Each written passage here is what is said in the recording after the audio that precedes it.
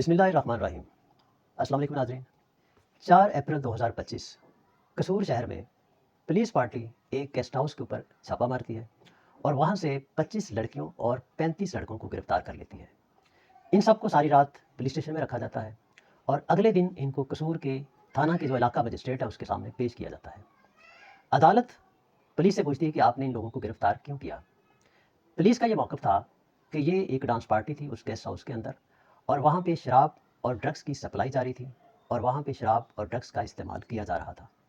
अदालत कहती है कि ओके, बट क्वेश्चन ये है कि इन ख़वातीन की वीडियो बनाकर सोशल मीडिया के ऊपर वायरल आप लोगों ने क्यों की। इस सवाल का जवाब पुलिस वालों के पास नहीं था।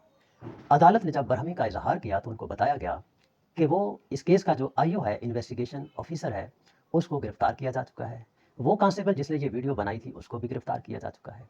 अदालत ने उस थाने का जो एसएचओ था, ये थाना मुस्तफ़ा टाउन का इलाका है, उस एसएचओ को के बारे में पूछा कि उसका स्टेटस क्या है। तो बताया गया कि जी उस एसएचओ को भी मुलाजमत से डिसमिस कर दिया गया है और उसके खिलाफ महकमाना कार्रवाई जारी है।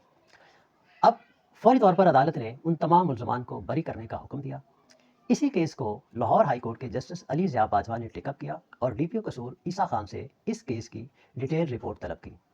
ईसा खान अदालत में पेश हुए, डीपीओ कसूर, और उन्होंने वो सारी रिपोर्ट सबमिट की कि हमने दोनों पुलिस वाले जिन्होंने ये वीडियो बनाई थी, सोशल मीडिया पे वायरल की थी, उनको गिरफ्तार कर लिया गया है और उनके खिलाफ कार्रवाई जारी है, उन पे एफआईआर भी दे दी गई है। थाने का जो एसएचओ है उसको भी मुलाजमत से डिसमिस कर दिया गया है और उसके खिलाफ डिपार्टमेंटल इंक्वायरी चल रही है। अदालत ने सेटिस्फेक्शन का इजहार किया और अदालत ने कहा कि आप नेक्स्ट डेट पर इस केस की फर्दर मुफस्सल रिपोर्ट बनाएं कि और कौन कौन से पुलिस ऑफिसर्स इस सारी कार्रवाई में मुलव्विस थे और उसका क्या रिजल्ट निकला। नाज़रीन, यहाँ तक ये स्टोरी को हम फिलहाल वाइंड अप करते हैं कि इसके ऊपर मज़ीद जो कार्रवाई चलेगी और उसके बाद लाहौर हाई कोर्ट इसके ऊपर अपना जो फाइनल डिसीजन देगी उसके ऊपर फिर हम बात करेंगे।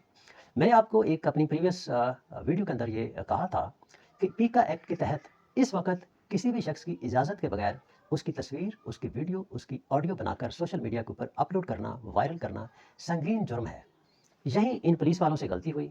उन्होंने कार्रवाई मेरिट पे की होगी, उनके पास मुखबरी होगी, इन्फॉर्मेशन होगी, उन्होंने वहाँ कार्रवाई की, उनको गिरफ्तार किया, ये सब उनका राइट बन सकता था।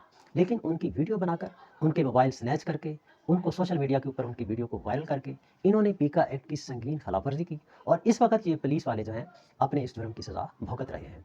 तो खुदारा मैंने लास्ट वीडियो में भी यही कहा था कि ये आगे इसको शेयर करें कि आजकल चूँकि सोशल मीडिया का दौर है और मोबाइल हर शख्स के हाथ में है, तो जाने अनजाने में आप किसी की वीडियो या ऑडियो बनाते हैं या उसकी तस्वीर लेते हैं और उसको मज़ाक में आप सोशल मीडिया के ऊपर अपलोड कर देते हैं। इसके कॉन्सिक्वेंसेस बड़े संगीन हो सकते हैं।